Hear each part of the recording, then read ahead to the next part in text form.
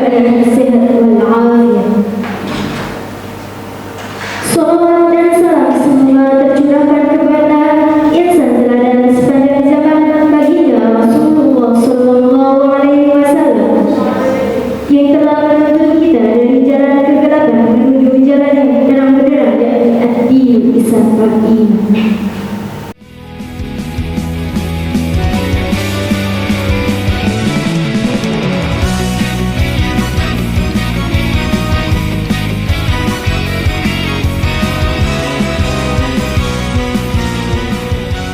Sambutan yang pertama dari Ketua Pelaksana kepada Wanita Zahra disilakan. Alhamdulillahirrahmanirrahim. Wassalatu wassalamu ala asrofil anbiya'i wal mursalin Sayyidina wa maulana Muhammadin wa ala alihi wa sahbihi ajma'in. Kepada yang terhormat Ketua PAC Ibu IPBN Pulangan, kepada yang terhormat kedua narasumber Ning Aisyah Farohah SPDI dan Ibu Febrian Ayani SPD, dan kepada rekan-rekan kita yang berbahagia. Alhamdulillah, puja dan syukur kita haturkan kepada Allah Subhanahu wa Ta'ala karena berkah inayah dan hidayahnya kita semua dapat berkumpul di acara talk show pada pagi hari ini dalam keadaan sehat walafiat. Salawat serta salam tetap tersanjungkan kepada junjungan kita Nabi Muhammad Sallallahu Alaihi Wasallam yang telah akan memberikan syafaatnya di yaumil akhir. Yang pertama, saya ucapkan terima kasih kepada kedua narasumber dan seluruh rekan-rekan kita yang telah hadir pada acara talk show hari ini. Diharapkannya dengan acara talk show hari ini wawasan dan sudut pandang kita lebih bertambah dalam menyikapinya. Yang kedua, saya sekaligus mewakili seluruh panitia apabila ada tempat dan fasilitas yang kurang berkenan dihadirkan dan kita, kami mohon maaf yang sebesar-besarnya. Alhamdulillah, pada talk show ini dihadiri oleh dua narasumber. Yang pertama, Ning Aisyah Farohah SPDI. Beliau adalah pengasuh Pondok Pesantren Darul Ulum Klasik Pulangan. Dan yang kedua adalah Ibu Febrian Ayani SPD, dan beliau adalah aktivis dari Gus Durian Sidoarjo. Talkshow ini bertemakan Women Problem dengan topik bahasan yaitu pilih pendidikan tinggi atau pernikahan dini. Topik ini diinisiasi untuk menyikapi maraknya pernikahan dini di kalangan para pelajar. Hasil yang diharapkan dari acara kali ini adalah untuk memberikan pemahaman terhadap dampak negatif pernikahan dini dan motivasi dalam hal pendidikan tinggi. Sekian yang dapat saya sampaikan. Kurang lebihnya saya mohon maaf. Wassalamualaikum warahmatullahi wabarakatuh. Sambutan yang kedua yakni dari Ketua PAC IPBN Pulangan, kepadanya disilakan. Puji syukur kehadirat Allah Subhanahu wa Ta'ala yang telah melimpahkan rahmat, taufik serta hidayahnya sehingga kita bisa berkumpul di sini dalam keadaan sehat walafiat. Salawat serta salam semoga telah tercurah limpahkan kepada junjungan kita Nabi Muhammad Sallallahu Alaihi Wasallam, karena beliaulah menuntun kita dari jalan kegelapan menuju jalan yang terang benderang yakni ad-din Islam wal iman.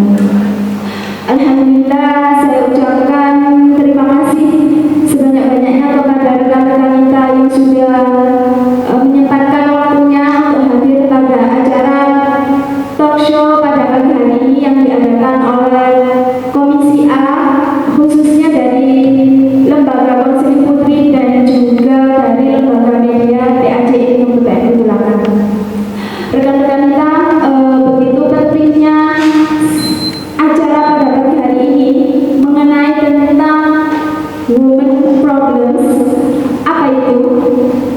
Masalah perempuan. Yang laki-laki bagaimana? Yang ibnu. Nah, yang ibnu rekan-rekan ya. Kalian ini nantinya akan menjadi pemimpin bagi calon-calon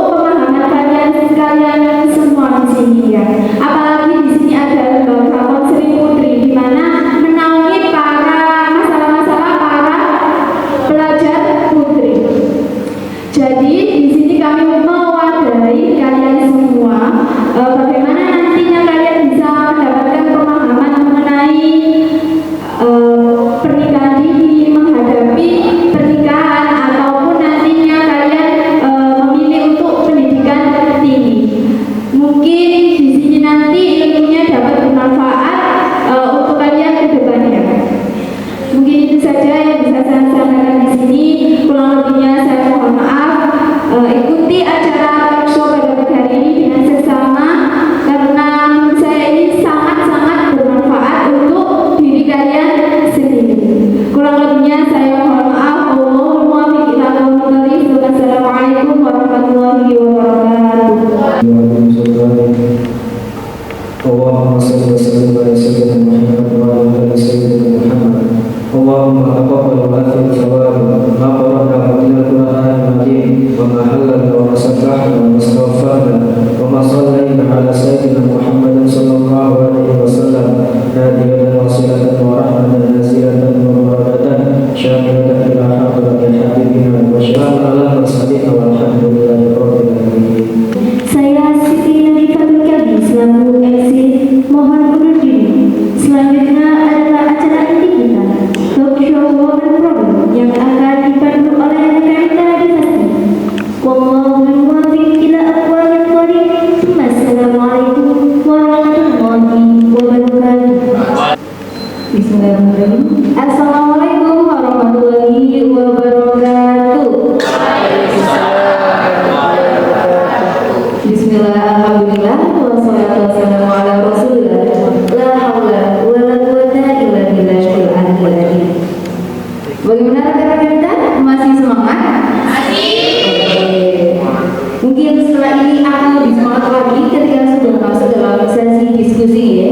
Tapi sebelum itu, saya ucapkan selamat datang untuk rekan-rekan kita dan peserta dalam acara talk show yang kolaborasi dari Lembaga Konseling Putri Komisi A dan Lembaga Media Pimpinan Anak Jabar Ibnu IBPN Tulangan. Dengan saya Dimati Sakina selaku moderator akan membersamai Anda dalam talk show pada pagi hari ini. Talk show kali ini mengambil tema Women Problems dan tentunya dengan judul yang merupakan trending topik kala ini, yakni judulnya Pilih Pernikahan Dini atau Pendidikan Tinggi. Mungkin dari rekan-rekan kita semua ini pernah ada di fase ketika akan ditanya dengan pertanyaan ini ya. Apalagi saya sendiri yang merupakan lulusan baru, ini pasti sering sekali akan terlibat dalam pertanyaan. Dan alhamdulillah dalam kesempatan pagi hari ini semua pertanyaan kita tersebut akan terjawabkan. Assalamualaikum Kita bawa dari Ais ya. Bagaimana pandangan jenengan tentang judul hari ini, talk show hari ini? Assalamualaikum warahmatullahi wabarakatuh. Masih semangat? Aku sudah mulai ngantuk. Alhamdulillah dengan adanya talk show hari ini, topik pilih pernikahan dini atau pendidikan tinggi itu sebenarnya sesuatu banget buat saya. Kenapa? Karena saya pun juga mengalami hal ini. Ini banyak cerita panjang. Ya. Kalau menurut saya, kalau panjenengan semuanya pilih pernikahan dini ataupun pendidikan tinggi, saya kembalikan kepada orangnya masing-masing. Karena apa? Karena semua kehidupan kita itu memang harus adanya pilihan. Kita bisa menentukan mana yang terbaik untuk kita. Karena kita sendiri yang menjalani, pasti nanti ada alasan dan tujuan daripada apa yang kita ambil. Karena belum tentu juga pendidikan tinggi baik untuk kita, karena belum tentu juga pernikahan dini baik untuk kita. Akan tetapi kalau saya pernikahan dini nanti dulu kita kedepankan untuk pendidikan tinggi. Kenapa sih kok perlu dengan adanya pendidikan tinggi? Sekalipun opini masyarakat saat ini yang sangat luar biasa ya, dengan pendidikan tinggi sampai perempuan-perempuan pada takut untuk berpendidikan tinggi, ataupun kadang-kadang orang laki-laki mau cari cari jodoh yang pendidikan tinggi itu juga takut, iya kan? Gitu mas? Enggak ya? Kenapa saya opini masyarakat kadang-kadang mengatakan untuk apa sih sekolah tinggi? Oh nantinya jadi rumah tangga. Untuk apa sih pendidikan tinggi? Biasanya perempuan itu kalau pendidikan tinggi suka melawan suami. Waduh berat ini kalau sudah intinya seperti ini. Ada lagi yang bilang buat apa juga pernikahan ini, nanti jodohnya tidak datang-datang karena takut itu tadi. Malah itu dengan pernikahan dengan pendidikan yang tinggi, mungkin seperti Mbak Febri sekarang masih terus berpendidikan, terus mencari ilmu setinggi langit ya, pasti nanti jodohnya pun datangnya pun juga sesuai setingkat dengan status sosial kita. Ya, insya Allah kita doakan Mbak Febri sudah dapat jodoh yang pasti sesuai dengan itu gitu ya. Sekalipun opini masyarakat seperti itu, kalau menurut saya pendidikan tinggi yang kami utamakan. Kenapa alasannya? Toh wanita tadi sebutannya seperti itu. Loh, datangnya Islam itu loh mengangkat harkat dan martabat kaum yang lemah, khususnya perempuan. Ya, perempuan dan anak-anak.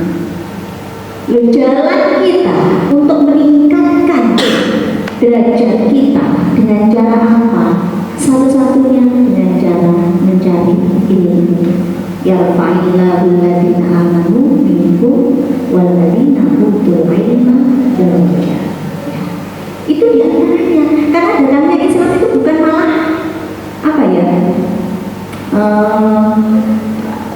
Sebenarnya datangnya Islam malah mengangkat derajat manusia, derajat orang kaum perempuan. Coba kita bayangkan kaum jadi zaman jahiliyah dulu, perempuan diapakan?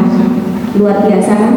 Perempuan dibunuh, bahkan istrinya pada waktu saat haid dikecilkan, dibuang jauh-jauh. Tidak ada yang mau untuk berdekatan dengan perempuan yang saat haid karena dianggapnya sebagai sesuatu yang najis.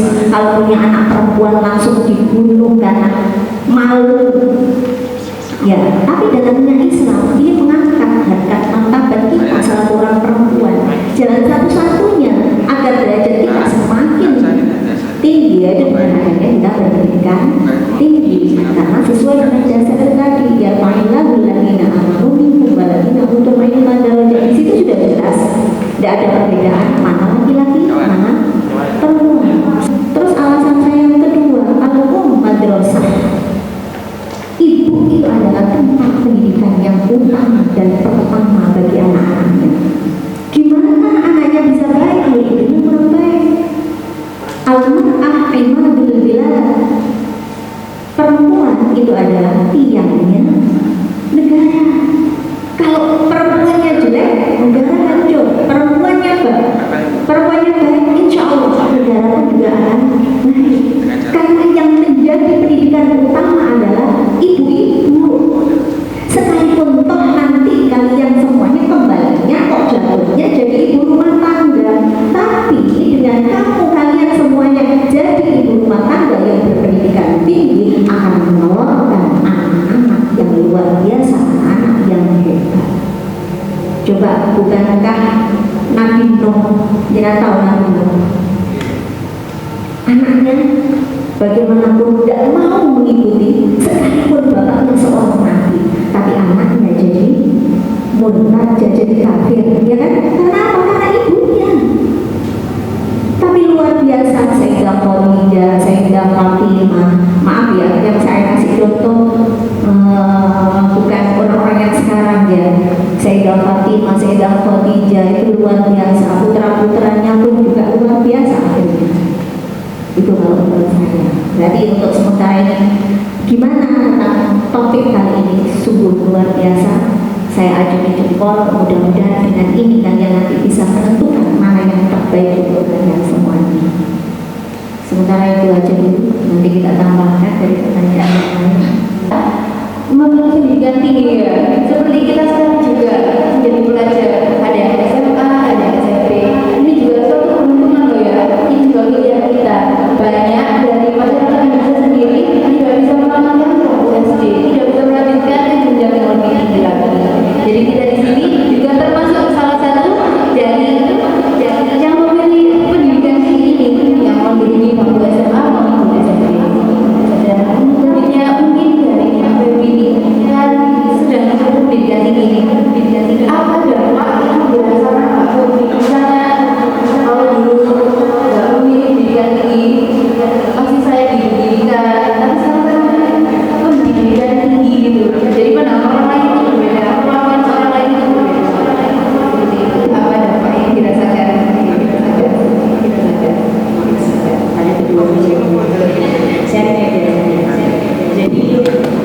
dampaknya ketika saya ingin bisa begini saat ini.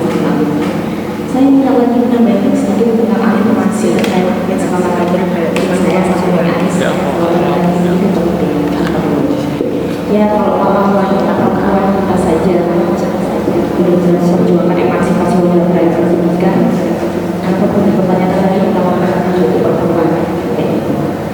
Jadi banyak orang yang tidak bisa tidak memiliki kesempatan karena faktor ekonomi untuk menjalankan PTN misalnya, atau di sekolah SMK atau SMA dan sebagainya.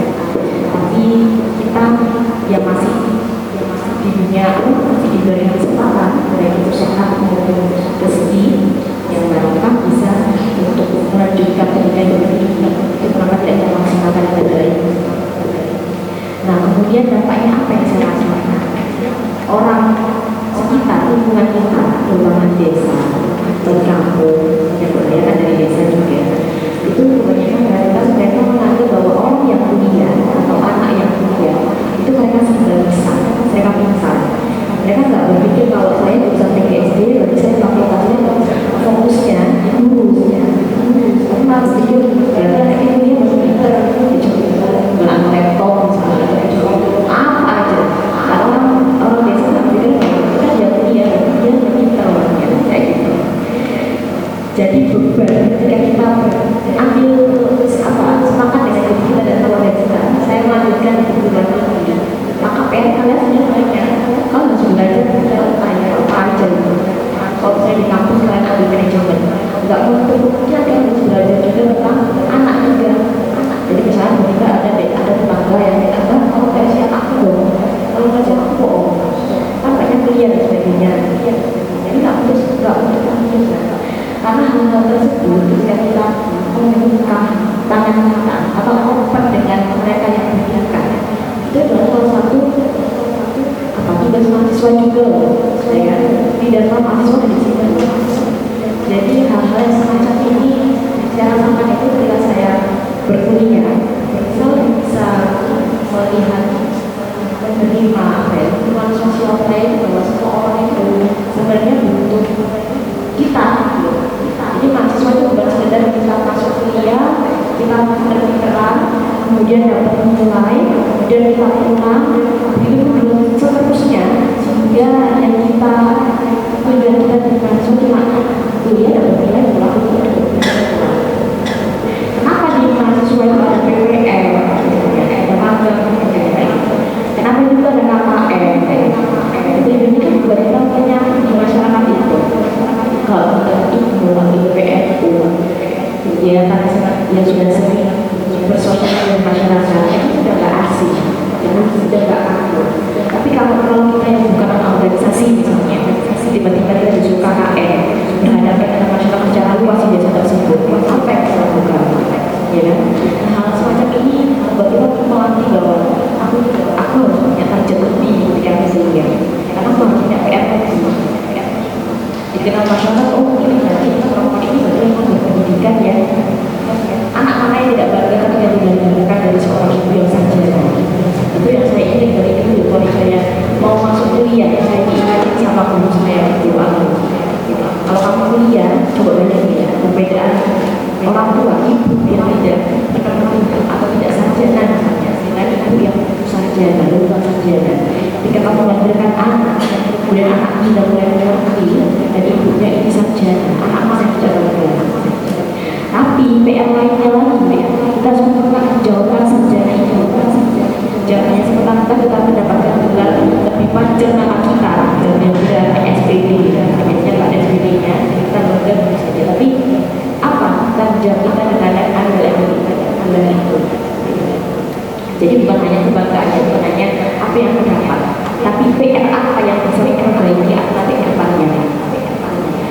Bukan juga nggak ada alasan ketika aku mengambil S2 misalnya, ya S1, kenapa aku nggak bisa belajar atau tugas ya itu tadi karena memang ketika aku S1 di sini ada hal yang perlu aku gali lagi. Pertama, orang sekarang kerja atau lowongan kerja itu kan kayaknya kalau dulu itu SMP itu masih diterima ya, sekarang SMA. Namun bahkan ketika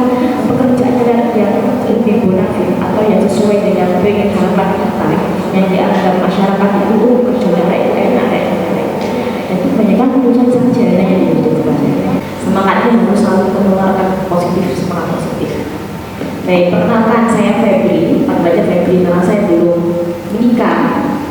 Mungkin umur saya masih sedikit, masih di kelahiran 97, jadi masih 26 tahun. Kemudian saya aktif di sini sebagai Gus Durian Sidoarjo. Mungkin ada beberapa yang mayoritas belum tahu Gus Durian Sidoarjo itu apa, atau mungkin ada yang pernah dengar walaupun selingan dikit, atau pernah lewat di media dan sebagainya. Jadi Gus Durian Sidoarjo ini perkenalan dulu ya terkait apa sih Gus Durian Sidoarjo. Jadi Gus Durian Sidoarjo ini adalah komunitas, simpelnya adalah pengagum sosok Gus Dur atau Kiai Haji Abdurrahman Wahid. Kita di situ mempelajari tentang pemikiran ataupun sikap dari sosok pengagum Gus Dur ini. Jadi mendefinisikan, menyebarluaskan. Jadi kalau teman-teman nggak asing lagi kalau nggak ada berita tentang Gus Durian Sidoarjo, berarti kita harus mengagum Gus Dur, itu aja simpelnya seperti itu. Jadi isu-isu yang kita muat juga salah satunya tentang perempuan, pendidikan, keluarga dan anak, kemudian toleransi, ekonomi, sosial dan sebagainya. Jadi hal-hal yang memang sifatnya humanity atau kemanusiaan seperti itu. Terkait tema atau pertanyaan di dalam tema, yaitu pernikahan dini atau pendidikan tinggi. Kayaknya kalau dijawab secara gamblang kalian sudah bisa tebak pernikahan ini saya belum nikah, jadi otomatis saya pilih pendidikan tinggi gitu ya. Karena saya belum nikah dan saya masih tetap sampai saat ini masih terus melanjutkan pendidikan tinggi gitu. Karena kalau dari kasus ini by data di tahun 2017-2018, Sidoarjo ini salah satu kota tertua by datanya yang mengalami kasus perceraian tertinggi Sidoarjo di Jawa Timur. Dari faktor atau penyebab dari perceraian tersebut, kebanyakan atau ada beberapa faktor yang menyebabkan dari pernikahan dini. Apalagi kemarin waktu kita dapat musibah COVID-19. Jadi banyak sekali hal-hal yang mendampakkan. Kenapa sih pernikahan dini menjadi beberapa isu yang menarik bagi kaum perempuan atau kaum keluarga? Karena di pernikahan dini masih ada faktor yang secara psikologi itu terkait kesiapan berumah tangga, kesiapan menjadi seorang ibu atau ayah, kesiapan menjadi seorang mempunyai anak dan sebagainya. Jadi hal-hal semacam ini dia menjadi isu penting kajian yang sering dilakukan kaum perempuan pada khususnya, atau workshop atau sosialisasi, atau itu bekerja sama dengan HIV/AIDS ataupun bekerja sama dengan dinas perempuan dan anak dan sebagainya, P2PTPA misalnya, terkait membatasi atau menekan meminimalisir pernikahan dini gitu. Oke, kalau misalnya di Madura kebiasaan memang dari awal sudah dijodohkan dari anak-anak sejak lahir, kemudian habis lulus SD ada yang sudah menikah, habis SMP sudah menikah dan sebagainya. Tapi beda lagi ketika kita di lingkup Jawa ataupun di Tulangan ataupun di Sidoarjo dan sebagainya. Karena semakin berkembangnya zaman, kebanyakan ilmu itu kan kita dapat dari mana saja, termasuk pendidikan tinggi. Dan ilmu itu selalu update. Tidak bisa ilmu pada tahun 45 kita terus pakai di tahun 2023. Masih ada pertimbangan atau membanding ilmu-ilmu itu. Jadi kalau saya daripada kalian kumpul gitu ya, buru-buru nikah di usia yang mungkin belum matang, belum ajak atau belum yakin dalam ya dilihat dulu lah kalian sudah matang secara pribadi kalian atau belum. Kalau perempuan saat ini yang mungkin dia fokus kepada masa depannya, future-nya, kepada keluarganya, saya yakin dia mau berpikir bahwa saya akan berusaha memantaskan diri untuk saya sendiri, untuk kelak pasangan saya dan juga untuk keluarga saya gitu. Jadi kebanyakan udah pilihannya bukan hanya untuk menunda nikah, tapi untuk mengisi kapasitas deh. Kalau aku sudah merasa puas, sudah bisa membanggakan kedua orang tua secara ketika aku di pendidikan tinggi, dia sudah serius, ya udah ayo. Atau aku sambil nikah sambil pendidikan tinggi, ya nggak apa-apa. Ini kan pilihan personal masing-masing. Gitu. Kalau saya memang pribadi, ya tadi saya lebih memilih pendidikan tinggi karena memang apa ya, dan ilmu itu updating.